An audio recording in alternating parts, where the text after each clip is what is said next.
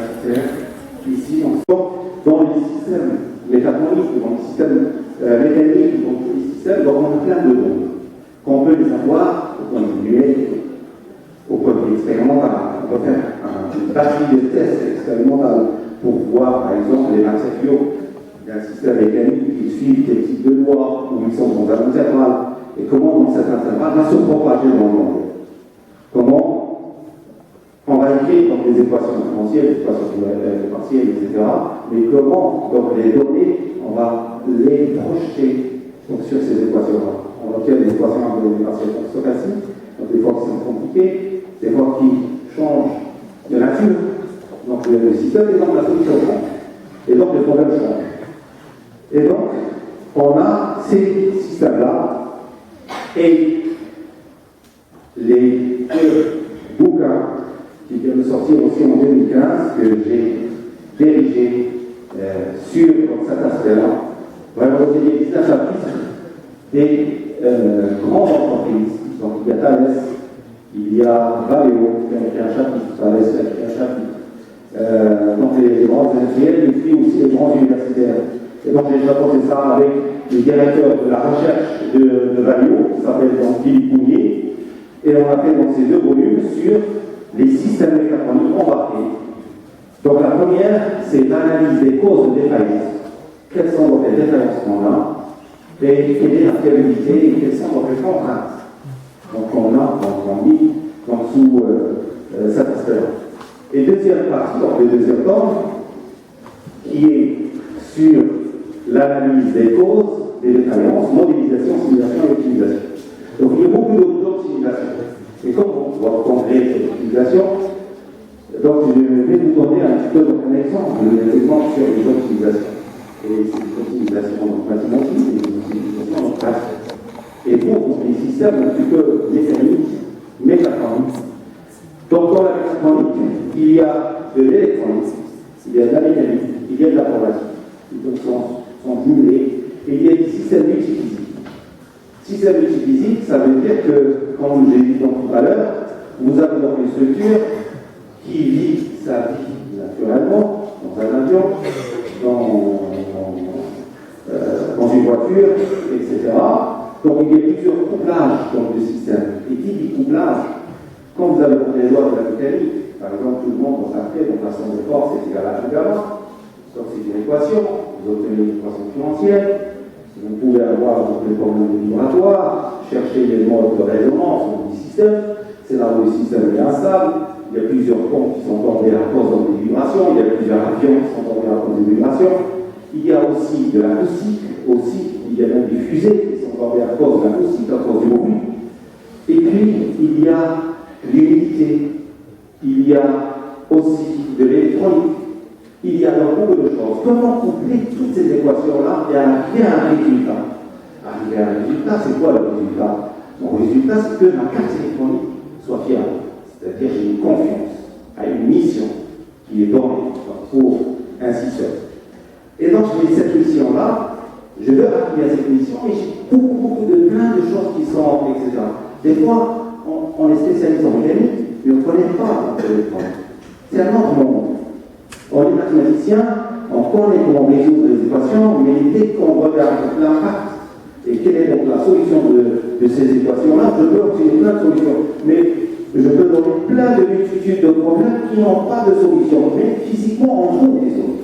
Mathématiquement, on n'a pas de solution. On va vous dire, voilà, le problème est mal posé, parce que vous avez deux conditions au limite sur un point, mais physiquement, moi j'ai une structure qui bouge, je la vois, je vois mon déplacement, etc. Au point de vue mathématique, c'est un problème à poser, je ne peux pas le résoudre. Parce que j'ai deux conditions, parce que les équations, la nature des équations changent, et puis donc le système devient pas possible à résoudre par rapport aux connaissances qu'on a. Par contre, au point de vue physique, je sais que si je prends cette bouteille, j'applique une force, je la tiens, elle va pas tomber, mais à un certain moment, il va tomber. Et je connais un petit peu le domaine, je sais comment il va faire physiquement. Alors au lieu de résoudre le problème mathématique tel qu'il est, je peux l'approcher. Et comment l'approcher? Par quelle technique, etc. Donc, ça devient, comme les systèmes et les gens, et surtout par rapport aux calculs de formation, c'est que l'ingénieur doit connaître plein de choses, même s'il faut qu'il connaisse la difficulté de la chose, même s'il ne sait pas le résoudre. Il y a des spécialistes, des mathématiciens qui peuvent le résoudre, des mécaniciens qui peuvent résoudre des équations, etc. Mais lui, il faut qu'il voit quelle est la difficulté. Si c'est le résoudre, il va le résoudre, si ce n'est pas le résoudre, il est spécialiste. Donc on ne peut pas avoir un spécialiste, etc. Mais on a une certaine mission. Mission, c'est qu'on vous dit, voilà, il faut que ce système ne soit pas en panne. Donc c'est la fiabilité. Donc vous allez déterminer est-ce qu'il est fiable ou pas. S'il est fiable, donc il y a plein de choses. Comment je vais prendre dans cette base de données, comment je vais l'utiliser et quel est l'impact de mon modèle. Donc c'est ça un petit peu ma spécialité. Et je travaille avec le plus grand groupe, avec des contrats, donc avec des grands industriels. Je travaille avec EADS, avec Safran, avec beaucoup d'entrepreneurs et sur ces aspects. Donc il y a plusieurs équipes de recherche qui travaillent donc, sur ces aspects. Donc je vous parle de mon laboratoire, donc aussi mon directeur avec moi, où on a l'aspect sur donc, trois choses. Premièrement, donc, sur l'aspect probabilité, des incertitudes, l'identification de modèles, l'identification de paramètres, l'analyse donc, des données, etc. Commençons. Deuxièmement, c'est toute la partie modélisation, simulation, optimisation. Tous les outils de modélisation, de l'optimisation, de la simulation. Et comment donc ils sont, plus des techniques anciennes, des techniques nouvelles, de l'optimisation, puisque donc ces 2 journées sur les optimisations, on fait des optimisations de recycle, des optimisations de calculation, donc plein de méthodes d'optimisation, et la simulation, qui est la modélisation dans la pratique. Et puis, il y a la partie expérimentale.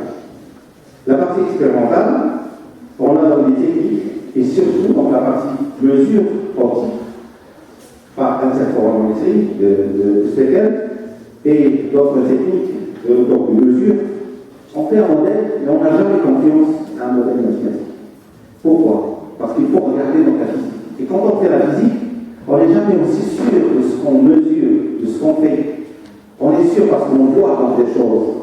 Mais, par exemple, quand vous avez des moteurs, par exemple, piézoélectriques qui travaillent dans des fréquences de résonance ultrasonores à partir de 18 kHz, on ne les entend pas dans ces fréquences. C'est dans les ultrasons. Et puis, dans ces fréquences-là, il y en a une à 23 000 par exemple, l'autre à 40 000, l'autre à 45 000. Est-ce qu'au point de vue expérimental, vous allez prendre comme ça, vous allez faire fréquence par fréquence pour trouver le fréquence de résonance dans votre système? C'est pratiquement comme si c'était impossible.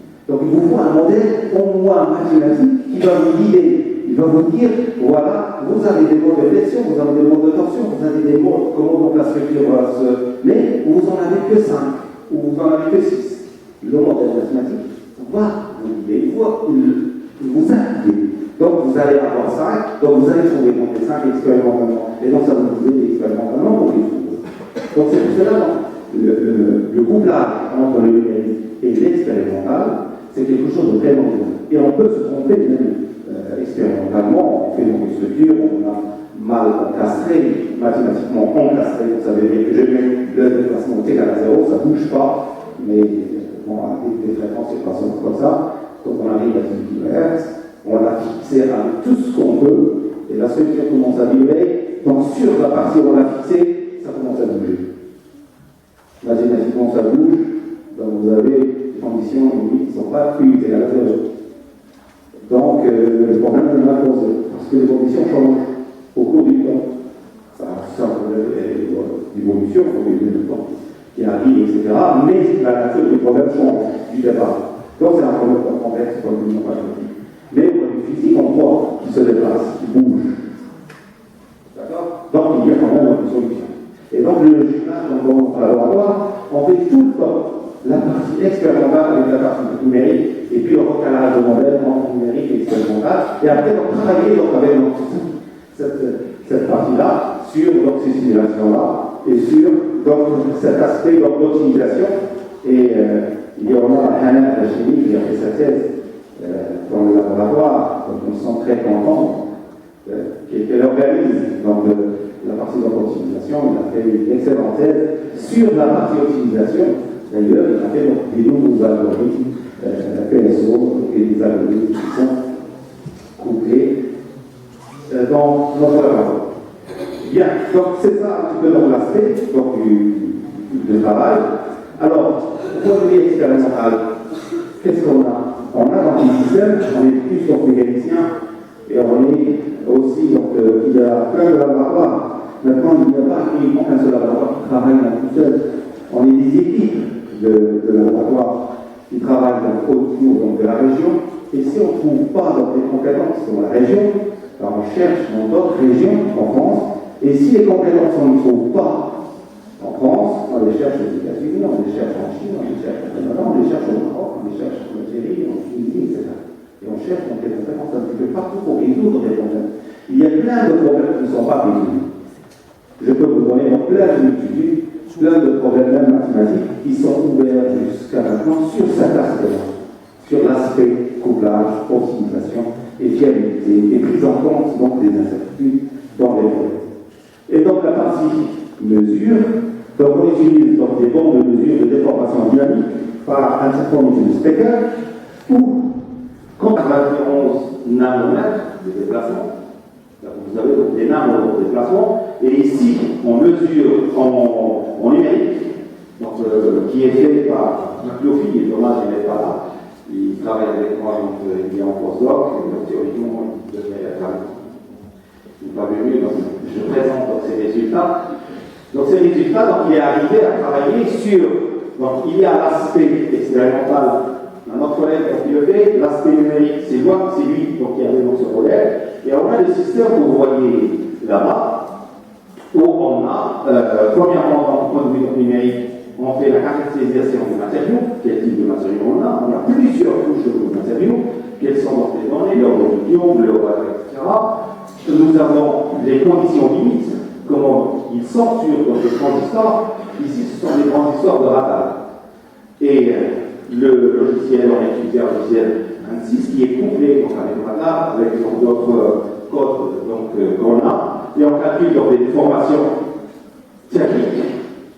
Donc, parce que vous avez un avion, vous avez donc la température qui peut atteindre de moins 60 degrés jusqu'à 140 degrés, avec un gradient de température qui est important. Donc il y a plein de choses, des choses qui existent, des choses qui n'existent pas, comment ça se déforme. Donc c'est important donc, de le voir et de le modéliser. Il y a l'analyse vibratoire, c'est-à-dire les vibrations, voir donc, quels sont les modes de résonance dans le système. C'est là où donc, le système il est instable, donc il faut connaître ces modes de résonance.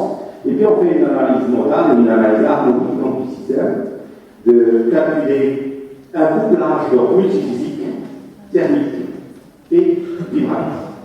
D'accord? Sur donc, cet aspect-là. Et puis la partie expérimentale, on a obtenu donc, les déformés, on les a analysés. Donc il y a une base de données qui est assez très grande, il y a des modèles qui sont assez grands. Et nous avons de la chance dans la région de Normandie. Nous avons donc le troisième plus grand ordinateur donc, de la France. On fait donc des calculs, donc il y a le premier CEA, mais aussi on a d'autres ordinateurs donc, qui sont en Allemagne, d'autres ordinateurs qui sont en Europe, et on a accès donc, direct donc, pour faire donc, des calculs. Et il y a donc des collègues qui sont avec moi, qui ont fait donc, des calculs, des équations qui sont énormes. C'est notre équipe, mais qui travaille donc, sur donc, des big data, sur des systèmes de grande taille, et on met des fluides, donc des réactions en chimie. Donc ils ont travaillé avec 24 milliards de pyramides. 24 milliards d'équations. Ils ont eu un prix international donc, sur cet aspect-là. Et ils sont bons à l'INSEAD. Et on travaille donc sur des ordinateurs, parce qu'on a des collaborations, on a des contacts, et on résout donc des équations qui sont énormes, inimaginables. Et il y a donc 36 réactions chimiques qui se font en même temps dans les turbos, réacteurs, donc des lanceurs de missiles, dans des lanceurs de satellites. Et donc, on a donc cet aspect numérique qu'on peut faire plein d'équations, mais il faut savoir qu'est-ce qu'on fait. D'accord? Et puis, il y a la partie expérimentale, et on fait tout le temps la corrélation entre numérique et expérimental. Malgré qu'il y a un certain nombre, on le saura plus tard, mais on dit voilà, il faut que je regarde ce résultat qui nous fournit, est-ce qu'il est juste ou pas. Et alors, maintenant, si on rentre dans la partie optimisation fiabilité, dans la partie optimisation et partie fiabilité.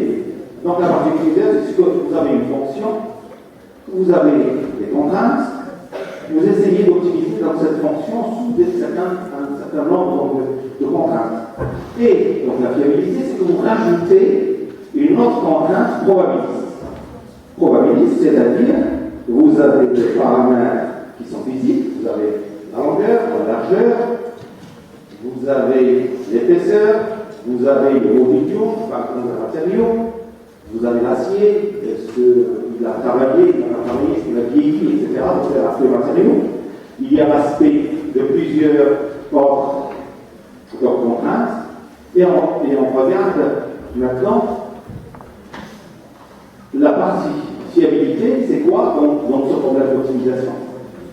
Une partie où les paramètres sont dans un espace probabiliste.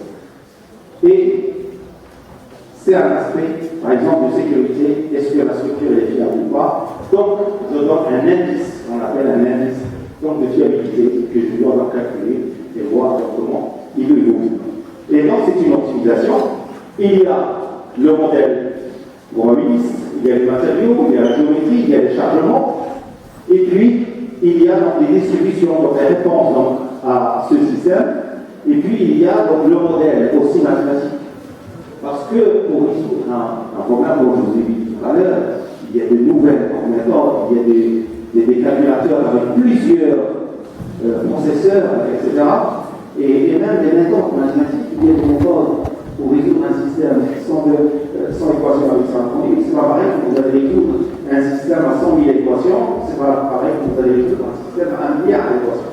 Les méthodes changent, parce que les méthodes, il faut qu'ils convergent, il faut qu'il y ait beaucoup de choses dans le point de vue mathématique pour arriver à ça. Et il y a des tirages donc, aléatoires sur les données, et quel est l'impact des données, et on a le couplage donc, avec la fiabilité des systèmes. Donc ici, donc, il y a un projet qui s'appelle OJAS, c'est à partir de ce projet-là qu'on avait fait les deux bouquins, où il y a donc plusieurs, il y a Thales, il y a Presto, il y a Electronic, il y a ESM, il y a Dijon, qu'on a donc travaillé et qu'on a aussi mis en évidence un certain nombre de relais, donc actuellement, que les sociétés exploitent. Donc, par exemple, on a fait une enceinte HAL chez AB Electronic. On prend une carte électronique, on la met dans l'enceinte, on la fait varier à une température de moins 40 à 140 degrés, de moins 60, etc. Et puis on fait donc des vibrations, d'humidité, etc. Et on sort la carte et on dit voilà, elle a résisté à quoi, quels sont les défaillances, comment elle est. Et puis on commence à analyser donc, pas mal de choses par rapport à ça, et puis changer ce matériau, changer les composants, et les composants où ils sont, etc. De telle sorte à avoir la fiabilité de la mission d'une carte électronique embarquée dans un système. Et donc c'est un projet sur lequel on avait pas mal d'argent. Donc c'était à peu près donc, ce projet-là, oui, à peu près 9 millions d'euros. Ce projet.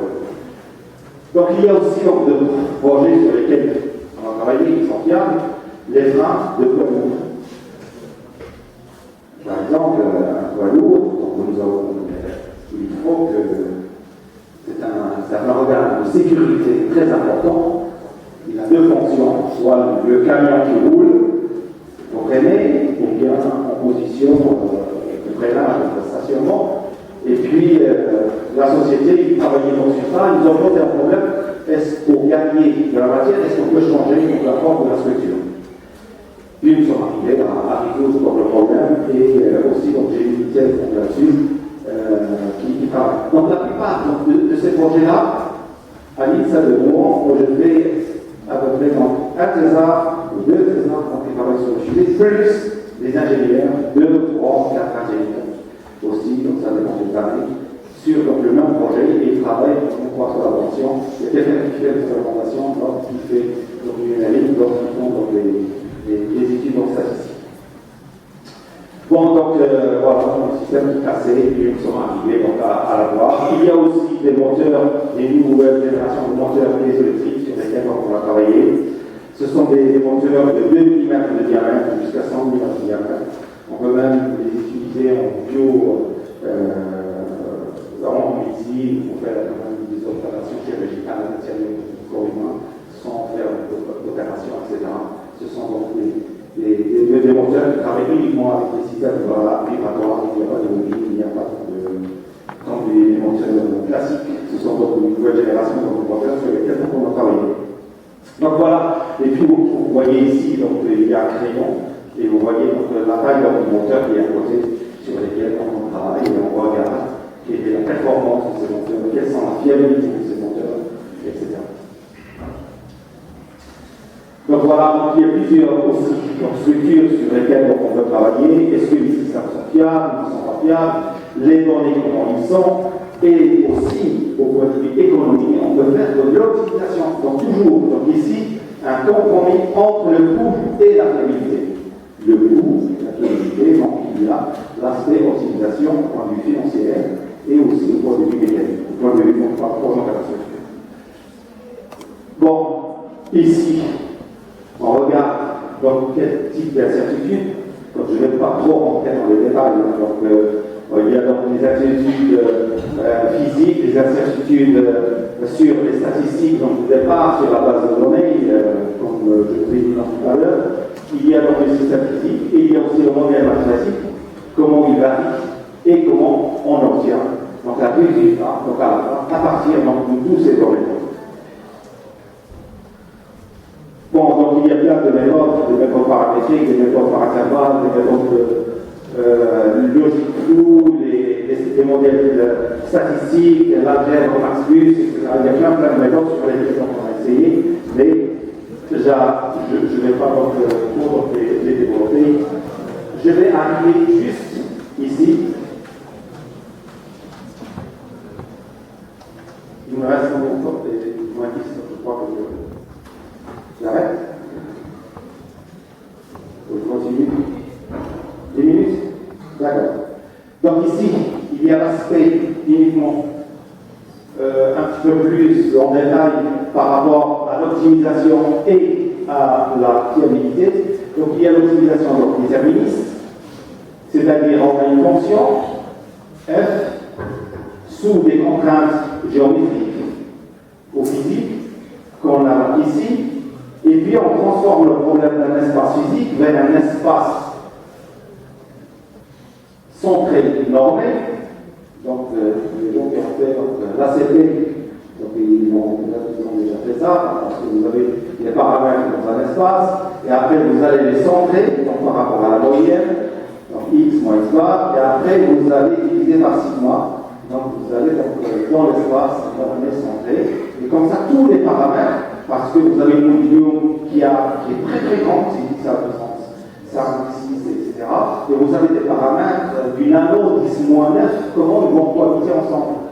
Donc il faut voir, donc, parce que des fois, si vous multipliez l'un par rapport à l'autre, etc., vous multipliez divisé par des erreurs, vous ne faites pas l'un de ceux qui bloquent. Et donc il faut les rendre un petit peu centrés normés, tous les paramètres pour le statistique. Et vous travaillez donc sur ça. Donc, vous avez fait la CP, je suis sûr que vous avez déjà vu comment faire dans ce calcul. Et on calcule donc la probabilité donc, de défaillance donc, du système à partir donc, de cette base de données, et il est couplé, il y a la partie optimisation et la partie donc, fiabilité. Ce que nous avons fait, pour la première fois, on a créé donc, une méthode en 2005, c'est que on a dit quoi? On prend les paramètres physiques du départ. Ils sont physiques. J'ai la longueur, la hauteur, la volume, etc. Donc j'ai des paramètres physiques. Qu'est-ce qu'on fait avec la fiabilité? On prend ces paramètres physiques, on va espaces, comme je vous ai dit tout à l'heure, sont très énormes. Ça dépend des lois. Cohabitent. Mais s'ils cohabitent dans un seul espace, vous trouvez une maison. Il faut trouver dans cet espace-là comment, quelles sont les conditions de cet espace-là, comment il varie, sa topologie, etc. Donc c'est un problème qui reste encore ouvert depuis 2005, quand on l'a fait, de faire la partie optimisation. Donc cet espace-là, travailler sur cet espace-là, et travailler aussi sur la partie optimisation fiabiliste sur ces aspects-là. Donc c'est un problème qui reste ouvert au niveau mondial. Par contre, nous avons réussi à trouver, donc, puisqu'on travaille donc, physiquement sur donc, des choses, on fait donc la partie expérimentale, comme tout à l'heure, on l'ai dit, dans des fins de poids lourds, et puis on a fait donc, des méthodes classiques LBO, c'est polyamide base design optimisation, et puis la méthode hybride, et à travers ça, on a fait un gain du temps de calcul de 80%, qui est énorme dans les calculs, et on obtient la même chose dans cet espace-là. Donc, on obtient des résultats. Au mieux, on est content parce qu'on a trouvé la solution. Mais le problème est encore ouvert. On ne sait pas comment. Mais c'est un problème qui est réel. C'est-à-dire qu'on travaille sur des structures donc, réelles de l'industrie actuelle de 2015 sur ces projets qui sont pour 2020, 2025, 2030. D'accord? Sur ces aspects. Qu'on ne sait pas les tout, mais avec le bon sens de l'ingénieur, le bon sens de la chose, donc on peut arriver à trouver dans des solutions. D'accord? Sur cet aspect. Alors, sur cet espace-là, on a réduit donc, le temps et on a travaillé dans une société sur ces méthodes.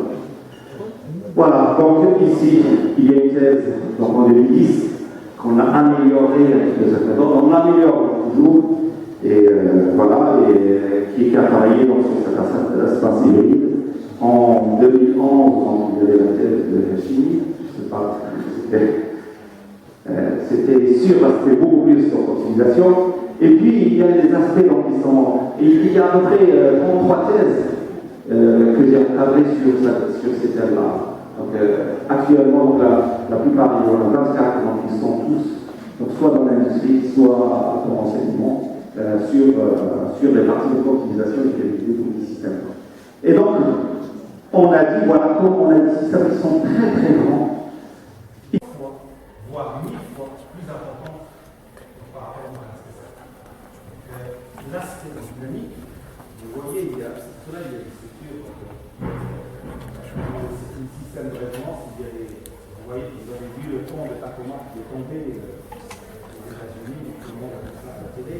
C'était un problème en dynamique, en vibration, parce qu'il y avait les ingénieurs à l'époque qui avaient calculé un mode de torsion, de la calculé un mode de flexion, donc le coup, il y avait un vent qui n'était pas assez fort, 80 km/h, il a excité la structure vers un mode complet de torsion et de flexion, malgré, même s'il y a un vent de 200 km/h, le pont ne peut pas tomber, mais si on excite sur cet événement, c'est pas grave. Donc, au point de vue conception, donc le modèle, c'est très important de voir le problème vibratoire. Mais il y a le problème vibratoire qui peut être couplé avec d'autres choses. Mais il y a des contraintes statiques. Statique, ça veut dire le temps n'intervient pas, là, une force j'ai un déplacement, c'est statique.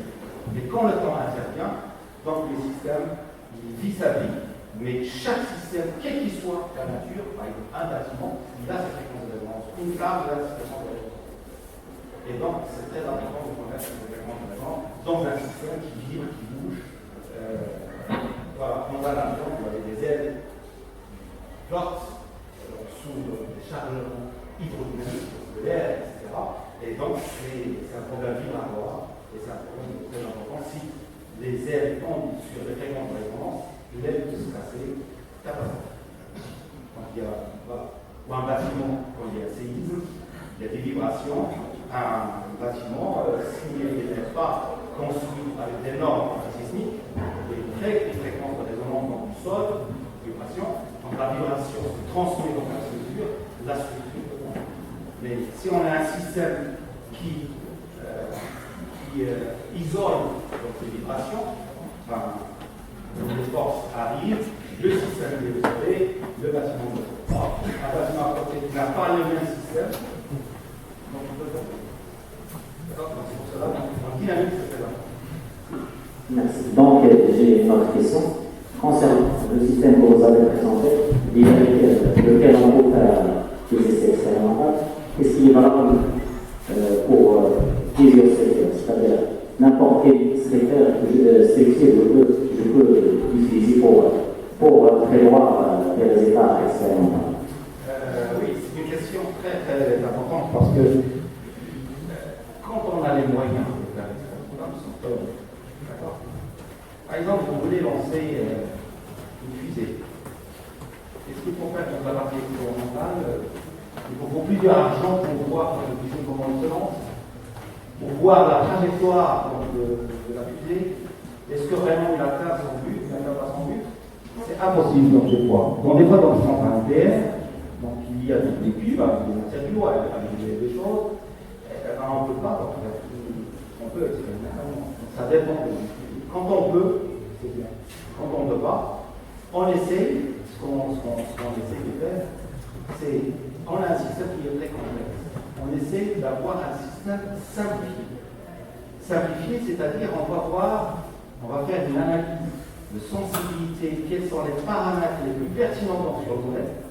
Est-ce que par exemple c'est la température qui va causer donc la défaillance, ou est-ce que ce sont les vibrations, ou c'est l'humidité, parce qu'il y a des gouttes d'eau qui sont sur la Terre par exemple, sur un système qui vont définir ça, et on va essayer de voir donc, quel est l'aspect de ces données-là, et puis on va construire un modèle simplifié.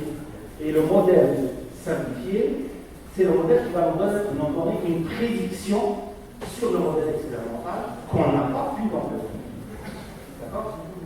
Et donc quand on peut, on le fait, mais quand on ne peut pas, on essaie de simplifier le modèle, d'avoir un modèle plus adéquat à quelque chose. Et une fois qu'on a confiance à ce modèle, c'est pour ça qu'on travaille, on peut donc le faire évoluer donc, par rapport à un changement de paramètres, etc. Et avoir. Merci pour ça.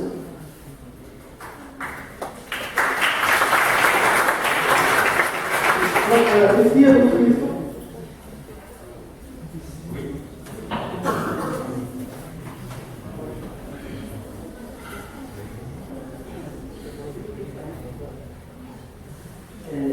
S'il vous plaît, quelles sont les méthodes d'optimisation que vous utilisez? Donc, les méthodes d'optimisation, on a essayé toutes les méthodes d'optimisation. Donc, les classes de méthodes d'optimisation sont deux classes. Les méthodes, on calcule le gradient, on calcule la dérivée, on suit la fonction, de telle sorte à la considérer par rapport à une droite et avoir un angle droit, la distance minimale de la courbe. C'est un calcul de gradient. On suit la courbe par des tangents. C'est la méthode de gradient. Il y en a une multitude, il y en a une dizaine de méthodes pour calculer le gradient. On calcule le gradient. Par plusieurs choses, par une méthode analytique, une approche, etc. Et puis, il y a toutes les méthodes heuristiques. Les méthodes heuristiques, donc ce sont des méthodes comme TSO, comme GA, la génie algorithme, il y en a plusieurs, il y en a une dizaine. Et puis, il y en a une dizaine de couplages entre les méthodes, défiliation de ces méthodes. Ça dépend de ce qu'on peut résoudre, ce qu'on peut faire, etc. Et puis, il y a des méthodes qui sont par rapport à ça. Nous, on a utilisé dans la plupart de ces méthodes. Donc, les enseignants, ils ont travaillé sur ça. Il y a Gilles qui a travaillé sur une méthode classique, sur la partie d'optimisation des réseaux. Il y a monsieur là qui a travaillé sur l'interopérabilité avec les méthodes d'optimisation. Et au lieu d'avoir des optimisations calculées dans les méthodes de gradient, ils ont utilisé donc, le couplage entre des méthodes heuristiques, etc. Donc, ça dépend du problème qu'on peut résoudre. Et ils pourront, vous avez des enseignants qui sont spécialistes dans le domaine, sur les dimensions sociales. Vous avez des professeurs qui ont travaillé sur ces facteurs d'optimisation. Donc, on ne peut pas dire j'utilise cette méthode-là et ça vient justement. Non, ça dépend. Ça dépend du problème. Oui, il y a une autre question.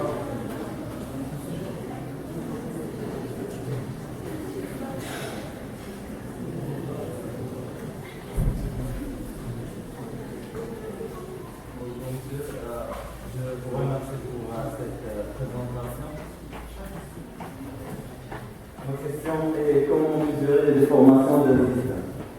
Comment mesurer Les déformations d'un système. Mesurer les déformations d'un système. Oh, d'accord. Donc, je vous ai présenté dans tout à l'heure la méthode interferométrique Speckle. C'est une des méthodes de calcul de déformation. Qu'est-ce que ça veut dire? J'ai une structure d'équilibre, donc il va se déformer. D'accord? Donc il se déforme. La méthode et la technique originale sur lesquelles on mesure, donc c'est la mesure optique, comme je vous ai montré tout à l'heure et c'est celle que je vous ai dit, on fait 60 000 images par seconde et on détermine les déformations à l'ordre du nombre. Et donc cette méthode-là, comme je vous l'ai dit,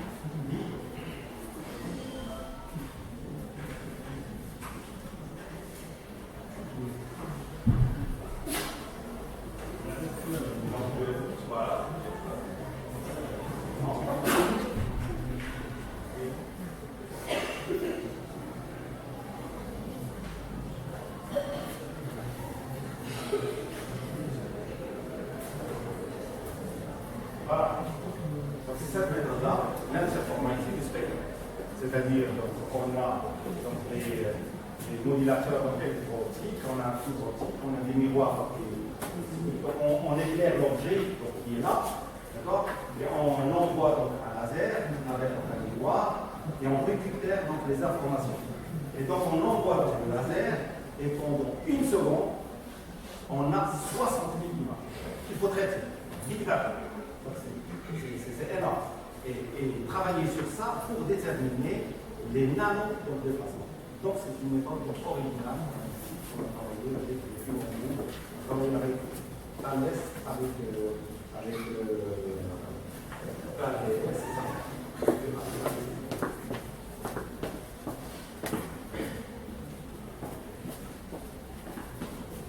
Il y a d'autres questions? Oui. Merci M. Dany pour la qualité de la présentation, merci pour le déplacement des stades de mouvement. Donc la question est à propos des méthodes d'optimisation utilisées. Quelles sont les méthodes les plus utilisées, les méthodes, je veux dire les méthodes d'optimisation les plus utilisées dans les systèmes embarqués, que ce soit dans le cadre de Thales ou dans n'importe quelle expérimentation utilisée dans votre cadre? Dans notre cadre, nous sommes allés donc vers les méthodes heuristiques. Parce qu'on suit donc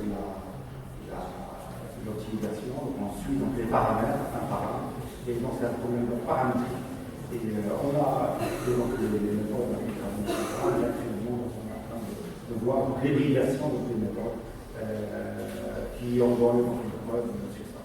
Et on est vers les méthodes hybrides entre l'hybridation. Et là, au niveau de l'optimisation, il y a plusieurs méthodes qui ont vu le jour et qui donnent de bons résultats. Par exemple, si on hybride PSO avec GIA, déjà la comparaison entre PSO et les algorithmes génétiques, donc parfois les algorithmes génétiques l'emportent et parfois PSO l'emporte. L'hybridation, est-ce que c'est une hybridation qui est parallèle ou bien en série? C'est de quel type en attraction? Quel type d'hybridation il s'agit? On a essayé dans plusieurs types d'hybridation. D'accord. Donc, la type d'hybridation, c'est de suivre donc, la convergence. On prend une méthode, un réseau, et puis on la couple avec une ordre de telle sorte à suivre donc, les paramètres et à minimiser donc, les distances donc, par rapport aux paramètres. Et ce qu'on fait, c'est qu'on ne prend pas toute la méthode, mais on fait un métamodèle. Le métamodèle, c'est-à-dire on ne va pas faire tous les calculs. On va suivre donc, les régions, on va faire un plan d'expérience, donc factoriel, etc. Et ce plan d'expérience, au lieu de faire tous les calculs, on les fait actuellement avec une méthode. Donc on suit donc, les solutions sur donc, les régions. Et du coup, donc, on a un problème beaucoup plus simplifié par rapport à la méthode versus tout seul, même par rapport à la méthode d'hybridation avec ça. On travaille actuellement avec une méthode des métamodèles. Merci.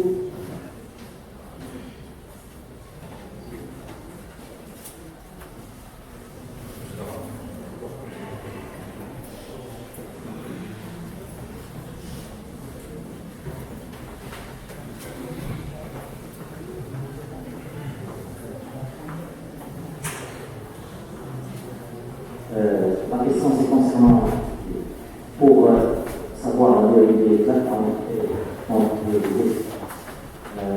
a fait des efforts pour combien le nombre de sites pour prévoir la lecture, par exemple pour les sections numériques. Mais pour les sections où on n'est pas capable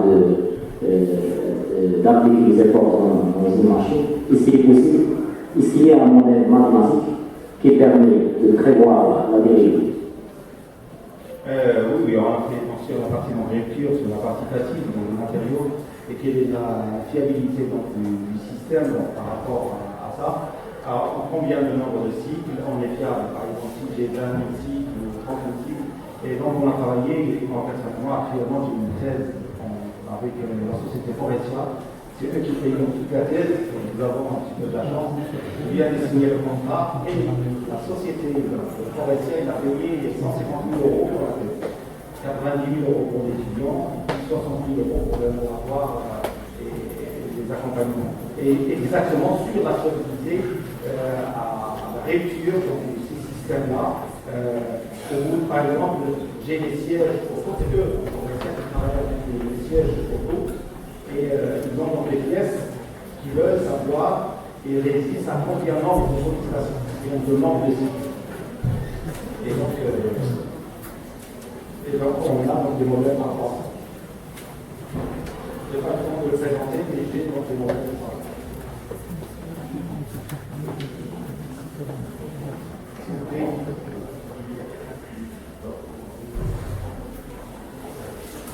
Je crois donc qu'il est 10h10, je ne sais pas si on peut encore continuer, mais je suis là donc avec vous aujourd'hui, demain et après-demain, et j'ai la chance que votre directeur et puis la responsable du master, que je donne cours aux étudiants du master, et quand je suis là jusqu'à samedi matin, je fais cours. Donc si vous avez des questions, donc, je répondrai donc avec plaisir.